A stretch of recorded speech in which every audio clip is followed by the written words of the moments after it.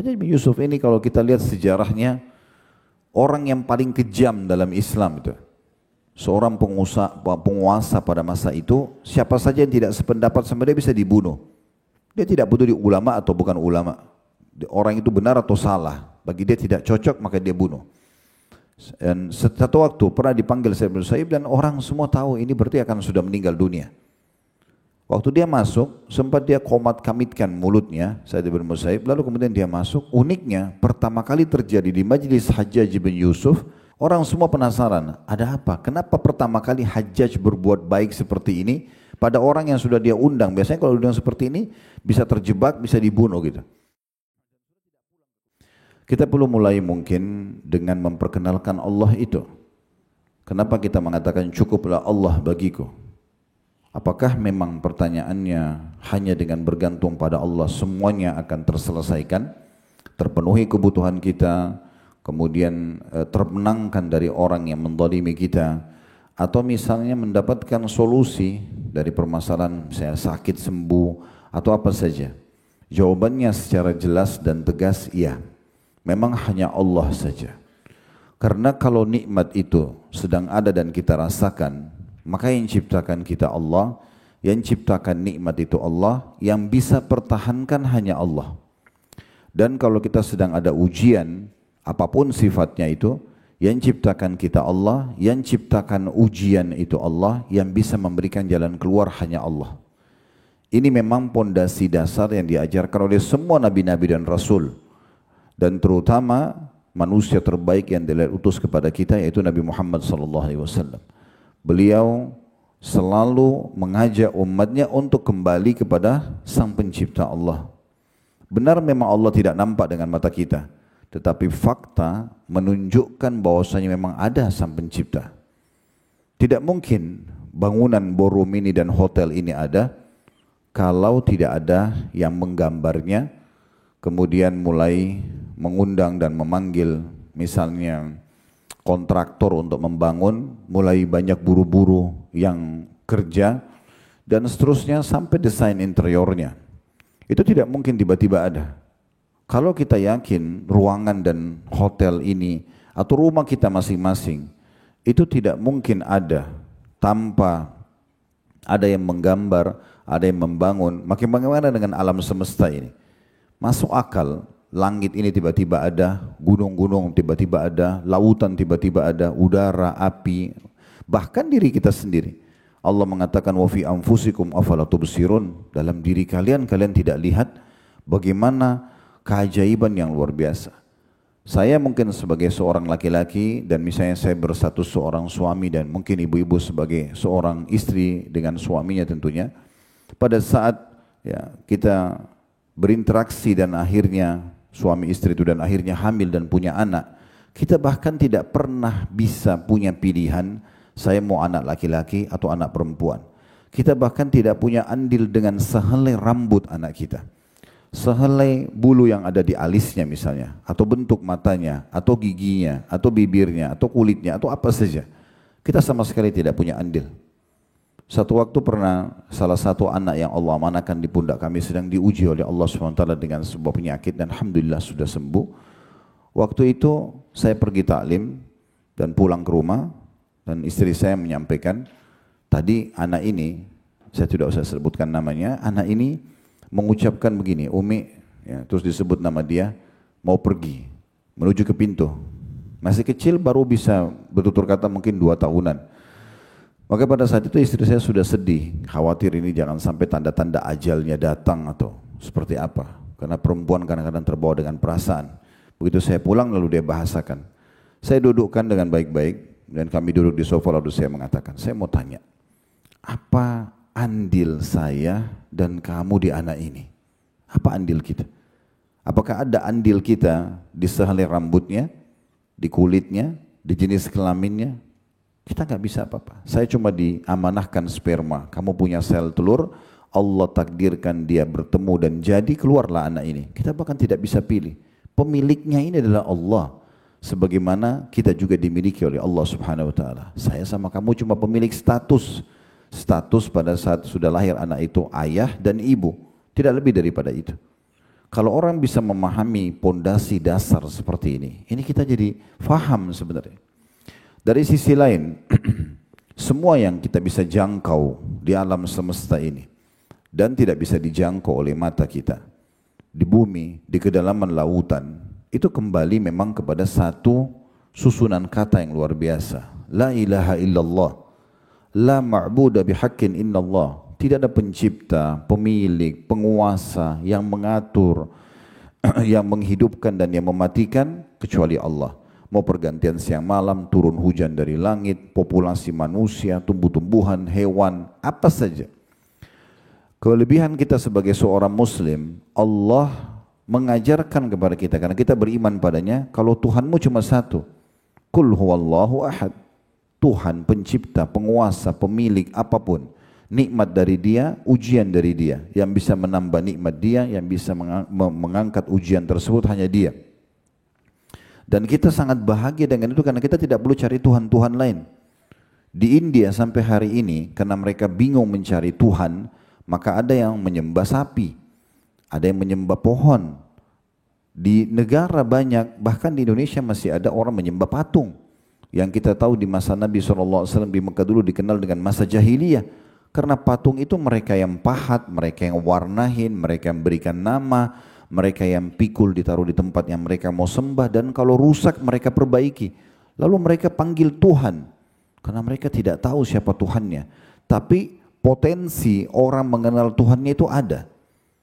Makanya mereka mengerucut mencari Tuhan-Tuhan. Ada yang sembah bintang, ada yang sembah dewa-dewa yang mereka anggap dewa itu biasanya malaikat atau jin. Kalau kita alhamdulillah lahir dalam keadaan Islam, sudah diajarkan Tuhanmu satu namanya Allah, ini utusannya, ini kitabnya, tinggal dipelajari. Dan memang syariat yang Allah terapkan dalam hidup kita itu menunjukkan tentang kebenaran keberadaannya. Karena semua yang diperintahkan dalam agama, jujur, amanah, tanggung jawab, bakti sama orang tua, memaafkan orang lain, apa saja, membantu orang susah, jenguk orang sakit, semuanya baik-baik yang di mata manusia memang disukai oleh manusia. Kemudian yang dilarang semuanya buruk-buruk. Misalnya mencuri, menggunjing, memfitnah, memukul, membunuh. Jadi kalau kita pertemukan semua itu, kita akan kembali memang kepada kebenaran adanya Sang Pencipta Allah. Itu pondasi dasar. Dan yang sedang kita sembah, yang sedang kita ingin jadikan sebagai judul kita ini, cukuplah Allah bagiku, itu memang betul-betul zat yang memiliki sifat-sifat yang sangat mulia. Sekarang saya minta kita buka aplikasi Al-Quran kita, coba lihat, buka surah Al-Hasyr, surah nomor 59, di dua ayatnya, ayat 23 dan ayat 24. Kita coba mengenal lebih jauh siapa sebenarnya Tuhan kita ini. Sehingga nanti pointernya terakhir sekali, closing daripada tema kita, oh memang betul, saya sangat pantas untuk bergantung dan menjadikan Allah saja tempat saya bergantung. Kalau ada orang di depan mata kita, kita berharap orang ini bisa menghormati kita. Orang itu, misalnya kalau pasangan hidup kita berharap mencintai kita, atau teman-teman memuliakan kita, maka pastikan yang ciptakan orang itu adalah Allah. Dan yang bisa membuat dia memenuhi apa yang kita inginkan, itu juga Allah. Kalau ada seorang yang jahat di depan mata kita, yang ciptakan, pencipta dia Allah. Dan yang bisa menyelamatkan kita dari mara bahaya dia hanya Allah. Dinukil sebuah kisah sebelum kita baca surah Al-Hasyr. Sa'id bin Musayyib rahimahullah pernah datang dalam majlisnya Hajjaj bin Yusuf. Hajjaj bin Yusuf ini kalau kita lihat sejarahnya, orang yang paling kejam dalam Islam itu. Seorang penguasa pada masa itu, siapa saja yang tidak sependapat sama dia bisa dibunuh. Dia tidak peduli ulama atau bukan ulama. Orang itu benar atau salah. Bagi dia tidak cocok maka dia bunuh. Dan satu waktu pernah dipanggil Sa'id bin Musayyib dan orang semua tahu ini berarti akan sudah meninggal dunia.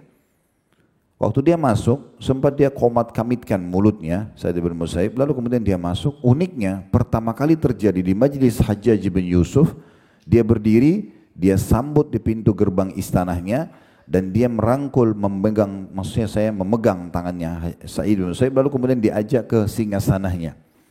Duduk bersama, kemudian diajak ngobrol, ditanya hukum-hukum agama, lalu kemudian terakhir dia memberikan parfum termahalnya, itu ke jenggot atau ke tangannya Sa'id. Subhanallah, keluarlah dia. Orang semua penasaran, ada apa? Kenapa pertama kali Hajjaj berbuat baik seperti ini pada orang yang sudah dia undang? Biasanya kalau undang seperti ini bisa terjebak, bisa dibunuh gitu. Dan sudah tidak pulang ke keluarganya lagi.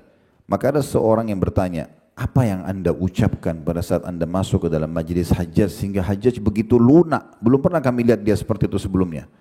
Maka dia mengatakan, saya mengatakan doa, ya Allah, zat yang kami imani, jadikanlah kejahatan dan kekerasan orang ini sebagai kasih sayang untukku. Hanya itu saja.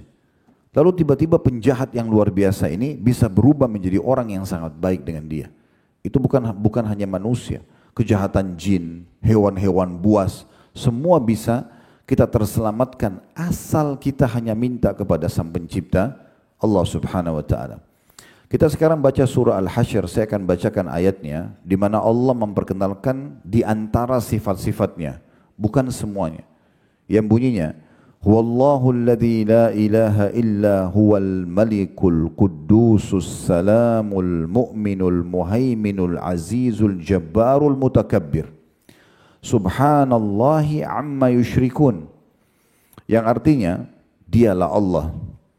Siapa Allah itu yang kita sembah? Yang kita kalau sholat bina Allahu Akbar, dari kecil kita dengar dari orang tua kita, kalau kita dalam keadaan Islam Allah, semua ustadz kiai menyampaikan Allah dalam khutbah mereka, ceramah mereka, diperkenalkan. Allah mengatakan yang tiada Tuhan selain dia, gak usah cari yang lain, sesembahan yang lain, tempat bergantung yang lain, tempat manja yang lain, tempat memohon yang lain. Dia Tuhan satu-satunya. Lalu disebutkan Sang Raja. Maksudnya tafsirnya Sang Raja yang sebenarnya.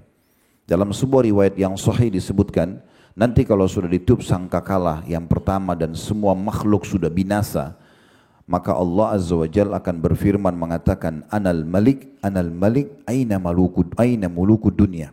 Sayalah raja yang sebenarnya, sayalah raja yang sebenarnya. Mana raja-raja dunia? Di hari kiamat nanti raja-raja dunia semuanya pada menundukkan kepala mereka di depan Sang Raja yang sebenarnya. Kita sedang berinteraksi dengan pemilik dan penguasa alam semesta ini. Jangan dikecilkan perkara ini. Banyak di antara kita mengecilkan kedudukan Allah Subhanahu wa taala. Contoh misalnya memperkecil sya'an atau kedudukan Allah ini, kalau dia sakit, yang paling pertama difikirkan adalah dokter dan obat. Kalau sudah 30 dokter tidak bisa menyembuhkan dia, baru dia sholat malam. Baru dia umroh tawaf untuk minta diberikan jalan keluar oleh Allah atau dari Allah Subhanahu wa taala. Padahal Allah mengajarkan kepada kita berdoa atau manja. Doa itu sebenarnya curhat, manja, mohon, merengek sama Allah. Itu di sebelum aktivitas. Sebelum makan berdoa, sebelum tidur berdoa, sebelum pakai baju berdoa, sebelum keluar rumah berdoa. Mungkin suami istri berinteraksi biologis berdoa. Berdoa semuanya agar minta dulu kepada Allah. Nanti Allah jadikan apa yang kita harapkan itu, ya kita bisa dapatkan. Allah jadikan dokter dan resep itu menjadi penyebab kita sembuh misalnya. Contoh, nah seperti itu. Dan ini luar biasa, di sini Allah memperkenalkan dialah raja yang sebenarnya, penguasa semua alam semesta ini. Lalu dikatakan yang maha suci, suci dari segala macam yang berisi kekurangan. Kayak di alam manusia ini ngantuk, lapar, capek, sakit, sedih, itu semuanya kekurangan. Allah selamat dan tidak ada dari semua itu. Ya, tidak ada di Allah Subhanahu wa taala semua itu. Kemudian disebutkan selanjutnya yang maha sejahtera. Di dalam bahasa Indonesia pun ini sejahtera itu dibahasakan kalau orang sudah punya sumber income dan sudah tidak punya kekurangan sama sekali. Dia sudah tidak perlu berpikir lagi, tidak perlu bekerja, semuanya sudah ada.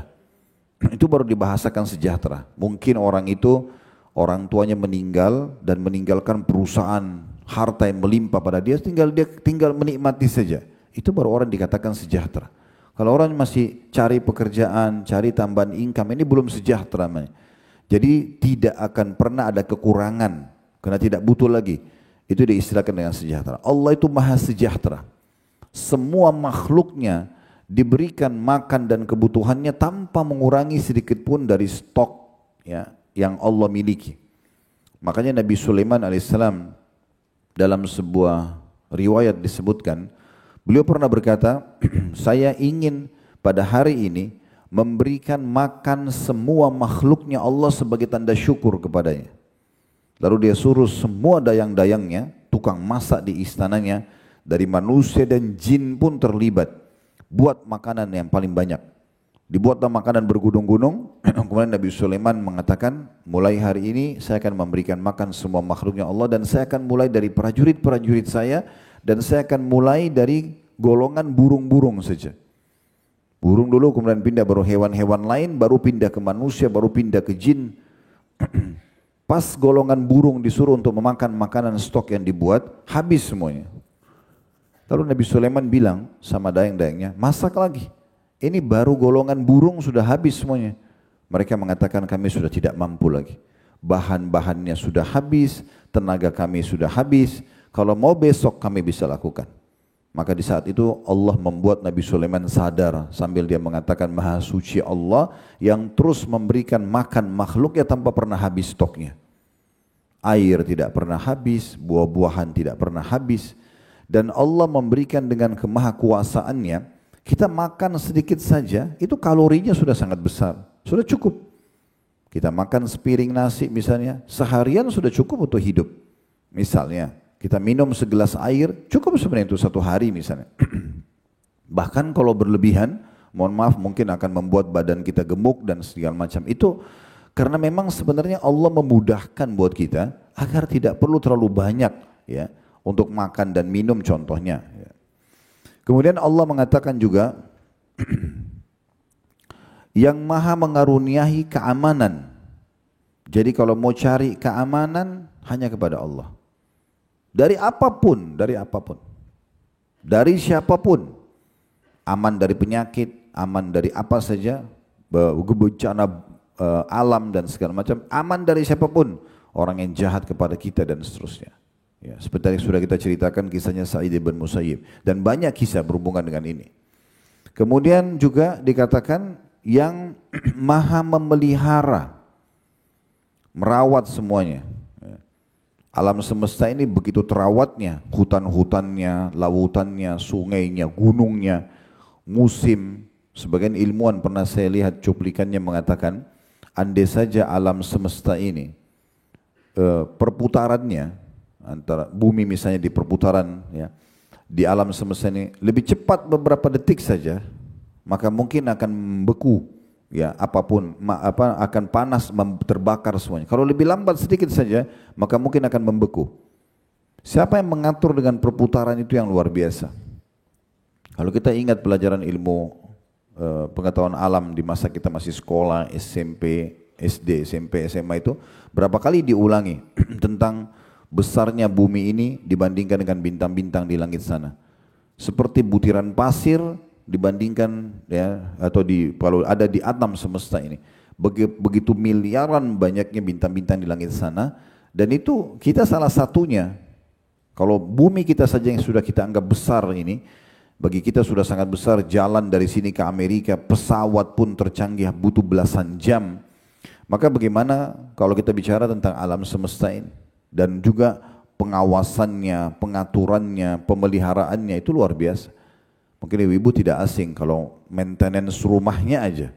Sehari aja kita nggak sapu rumah, itu kotor. Ya. Sehari aja kita, atau maaf, sekali aja kita pakai WC kita nggak bersihin. Udah nggak benar. Badan kita sehari aja nggak mandi, udah gerah, nggak enak dan seterusnya. Sehari aja kita nggak sikat gigi misalnya, atau apa ya, semua itu jadi nggak nyaman.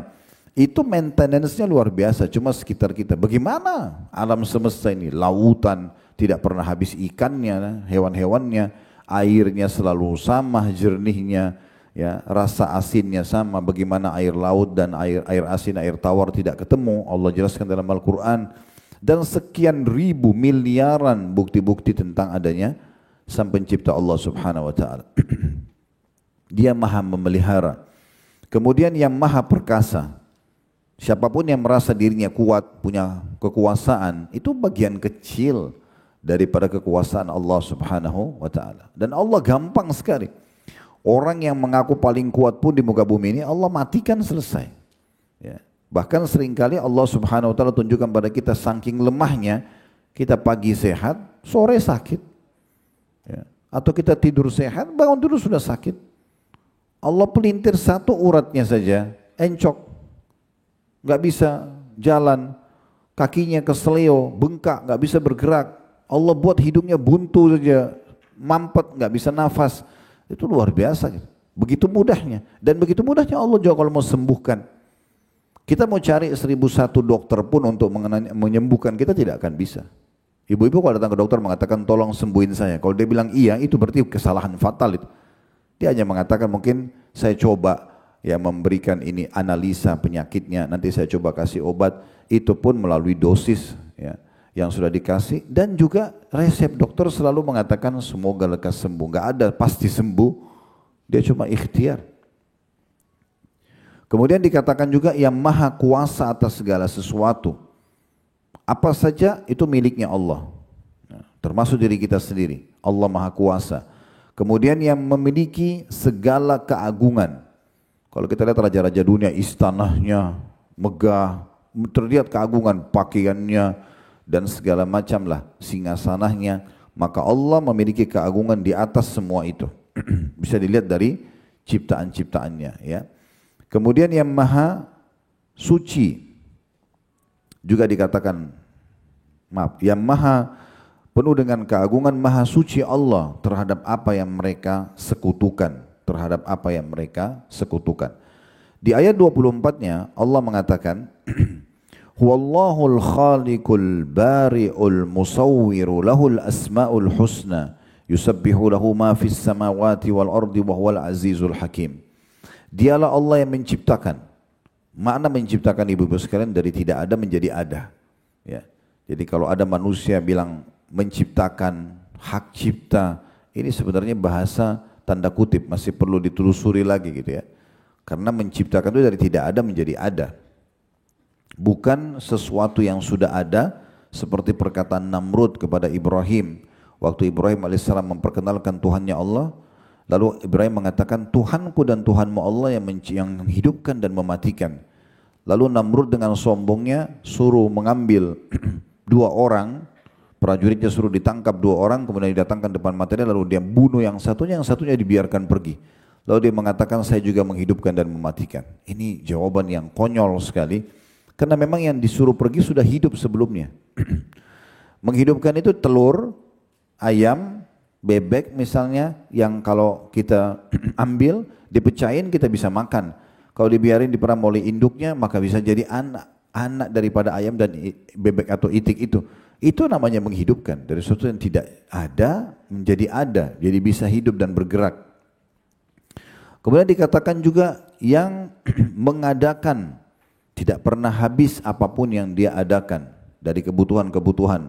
Kemudian yang membentuk rupa, yang membuat alis kita seperti ini, jumlah helai bulu alisnya, hidungnya, bola matanya, urat-urat saraf yang begitu rumit yang ada di dalam tubuh kita ini, jari-jari dengan 5 seperti ini dan segala macam hal lah, susunan gigi dengan fungsinya masing-masing. Lalu Allah kembangkan itu kepada di tengah-tengah manusia, lahirlah dokter THT, dokter mata, dokter gigi, semua hanya untuk melihat bagaimana keajaiban ciptaan Allah Subhanahu wa taala.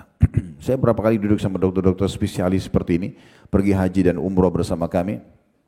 Saya coba korek bagaimana mereka memahami spesialis mereka itu dengan ada keberadaan Allah Subhanahu wa taala. Umumnya semua mengatakan ini satu keajaiban yang luar biasa. Bagaimana susunan gigi itu berbeda-beda fungsinya, dan gigi itu bisa tertanam di gusi dan segala macam urat sarafnya.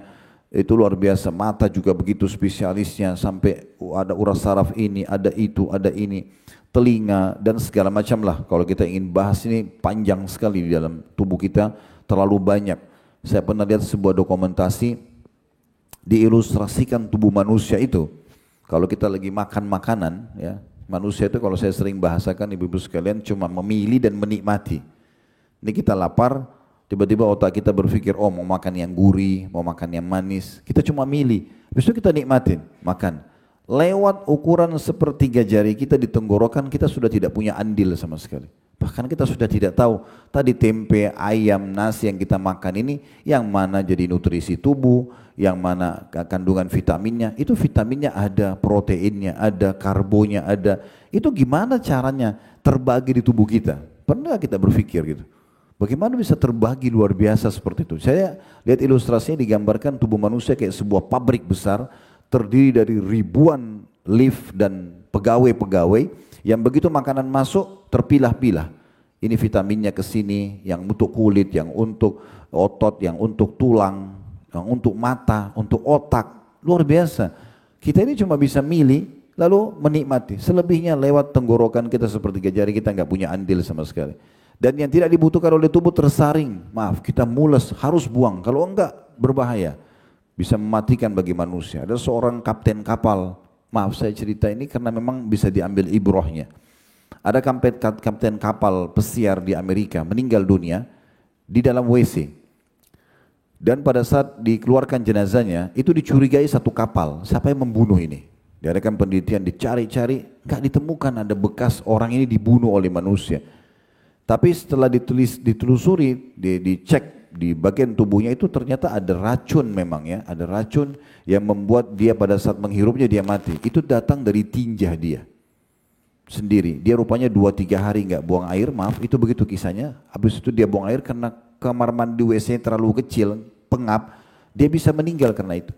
Itu bagaimana kotoran itu dia bukan yang buat tapi bisa mematikan buat dia. Dan Allah dengan sebuah sistem yang luar biasa. Kita kalau tubuh butuh nutrisi, lapar. Dan ada sinyal di saat kita sudah makan, ada sinyal untuk berhenti. Itulah kenyang. Bayangkan kalau tidak ada rasa kenyang, kita tidak tahu kapan kita harus berhenti. Kita tidak tahu, tidak ada rasa kapan kita mau buang air kecil atau buang air besar. Kita tidak punya rasa ngantuk misalnya, supaya ada sinyal untuk kita istirahat. Itu sistem yang begitu rumit gitu ya. Kalau itu semua tidak ada bagaimana? Dan manusia tidak ada yang bisa mengatakan, oh ya saya yang atur ngantuknya orang. Atau dia, misalnya dia mau paksa aja diri melawan sistem itu atau sunnatullah. Pokoknya saya nggak mau tidur selamanya. Gak bisa, pasti tidur dia. Ya. Atau dia tidak mau makan, pasti dia mati nanti. Kan begitu. Dia tidak bisa bentrok dengan sebuah sistem yang ada di alam semesta ini. Saya sering kasih contoh ilustrasi ini supaya mudah difahami. Banyak orang di antara kita, mungkin di sini ibu-ibu tidak asing kalau di rumahnya ada lukisan ya. Biasanya di kehidupan kita ini, di manusia ini, kalau ada lukisan yang mirip sekali dengan aslinya, maka itu mahal harganya. Kan itu. Lukisan apa saja, lukisan kalau orang tentunya makhluk hidup tidak bisa, tapi umumnya orang gitu, ada yang gambar orang, ada yang gambar tumbuh-tumbuhan, ada yang gambar misalnya, saya pernah lihat ipar saya, kebetulan di Surabaya ini dulu seorang pelukis gitu ya. Dia melukis itu. Alhamdulillah pada saat dia menikah sama kakak saya, kemudian dia tanya ini hukumnya seperti apa. Saya jelaskan ini nggak boleh kalau gambar manusia atau hewan-hewan. Dia ubah akhirnya. Ada buku yang dia perlihatkan ke saya. Buku itu semua lukisan dan di situ ada ditulis misalnya pasar di Mesir tahun 1700 berapa, tahun 1200 berapa Masehi. Itu bisa dilukis lagi jadi mirip mengenang masa itu. Nanti ditulis itu pasar Mesir tahun sekian atau apalah. Tinggal dihilangkan manusianya. Tetapi lukisan-lukisan ini ibu-ibu sekalian kita hanya bisa mengenangnya. Ilustrasinya begini. Ada orang kadang-kadang dia misalnya bersama dengan, anggaplah ini contoh saja. Dia bersama dengan seorang pelukis di pinggir pantai. Kemudian pelukis itu membawa papan lukisnya 1 kali 1 meter atau 1 kali 2 meter lah misalnya. Di depan dia sama kita ini yang sedang hadir di situ melihat ada lautan, dan airnya yang biru, ada langit yang biru yang cerah, ada burung yang terbang, ada pohon kelapa misalnya dengan buahnya. Mulailah pelukis itu melukis, dia menciplak apa yang ada depannya. Begitu selesai dan mirip, uniknya sering kali kita di posisi yang bukan pelukis yang melihat itu, kita terkagum-kagum melihat lukisan dia. Kenapa? Karena mirip sama aslinya. Ini kan unik. Kita puji 1 kali 2 meter papan lukisnya yang cuma menciplak dan kita lupa yang aslinya tempat dia ambil. Lukisan itu hanya bisa dikenang. Oh, ini pelukis si fulan pernah melukis misalnya di pantai di Surabaya gitu contoh. Contoh saya cuma begitu. Tapi tidak bisa dinikmatin kecuali cuma dikenang. Kalau ini alam semesta, suara gemericik airnya bisa didengar, ya sejuk air lautnya bisa disentuh, suara kicauan burung bisa didengar, kelapanya bisa dinikmatin, terik matahari bisa dirasakan panasnya. Kok ini dilupakan lalu bangga dengan lukisan itu? Kan itu unik sekali.